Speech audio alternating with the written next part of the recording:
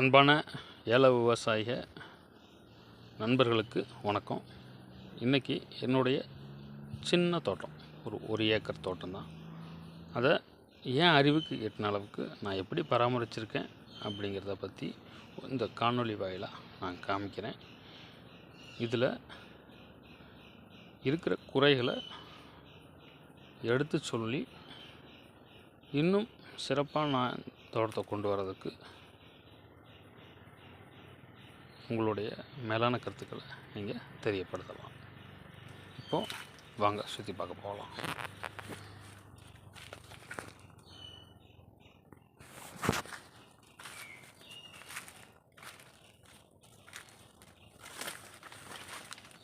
இதெல்லாம் காற்றுக்கு இந்த வருஷம் முடிஞ்ச சில செடிகள்.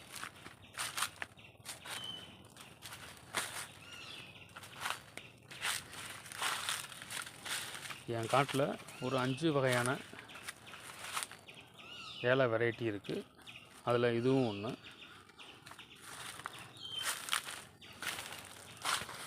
இது ஒரு ஏல வெரைட்டி.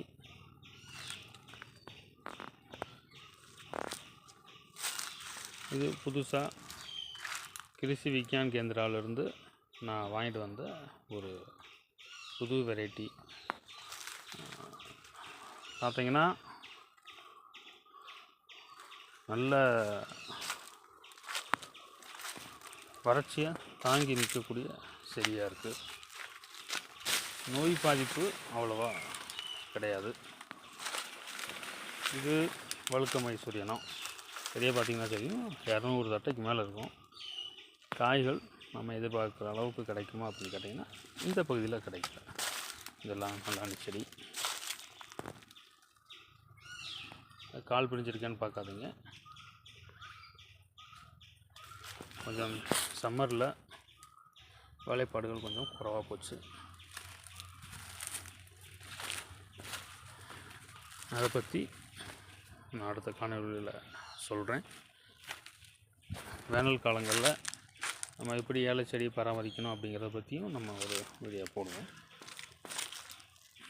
ஒவ்வொரு மாதமும் நான் ஏலை செடிகளில் என்ன மாதிரியான விஷயங்களை கையாளுறேன் அப்படிங்கிறத நான் பதிவிடுறேன்.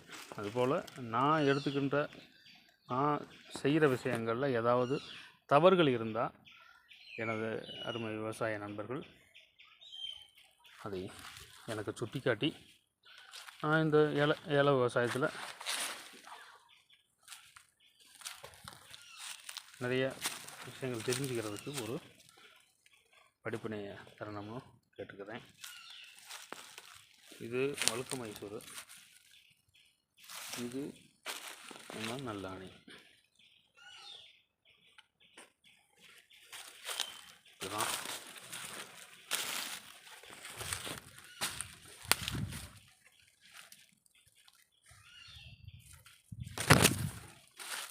இது ஒரு வெரைட்டி.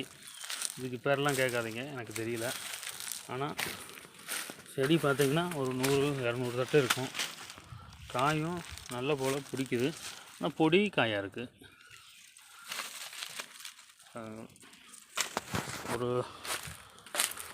ஒரு 10க்கு 10 ரூம் அளவுக்கு இடத்த பிடிச்சிருக்கு.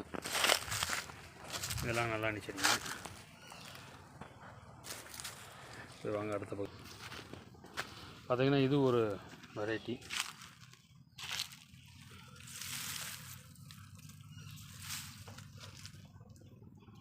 எல்லாம் கலந்து இருக்குது நம்ம தோட்டத்தில்.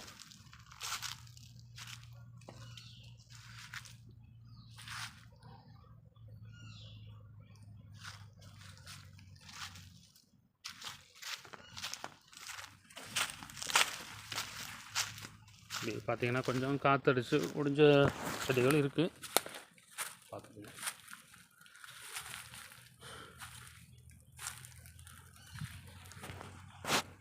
ஏக்கருக்கு ஒரு 500 கிலோ எடுத்துடலாம் அப்படிங்கிற ஒரு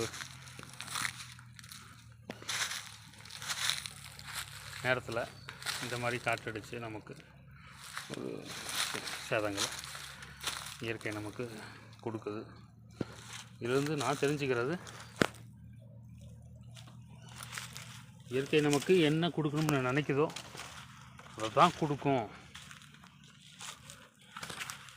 ஸோ அதுக்காக நம்ம குறைஞ்ச அளவு பாடுபடணும் அப்படிங்கிறதுலாம் கிடையாதுங்க.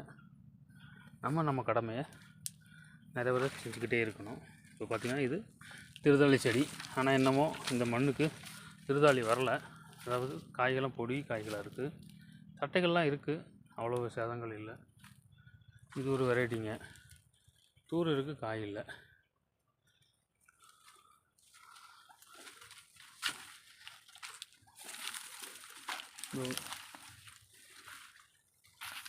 இங்கே ஒரு திருதாளி பார்த்துக்கலாம்.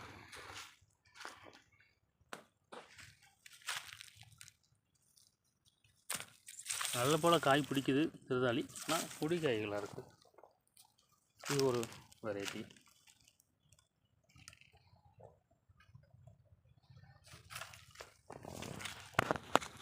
என்ன சொல்லுங்கள், நல்லாணி தான். 10 செடி இருந்தாலும் பார்க்குறதுக்கு கண்ணில் ஒத்திக்கிற மாதிரி இருக்கிற செடிங்க நல்லாணி செடிகள் தாங்கிறது என்னுடைய அபிப்பிராயம். உங்கள் கருத்துக்கு வேறையாக இருக்கலாம். ஆனால் எனக்கு என்னமோ நல்லாணி தான் சிறப்பாக இருக்குது. பாருங்கள்,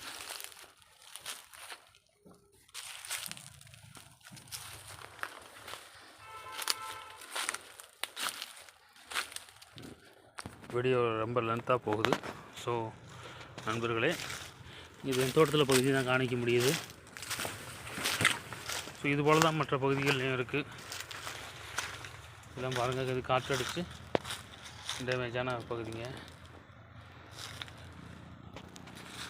ஆனாலும் அதிலிருந்து நான் மீண்டு வரணுங்கிற ஒரு உந்துதல் இருக்கிறதுனால விவசாயத்தை போயிட்டே இருக்கேன்.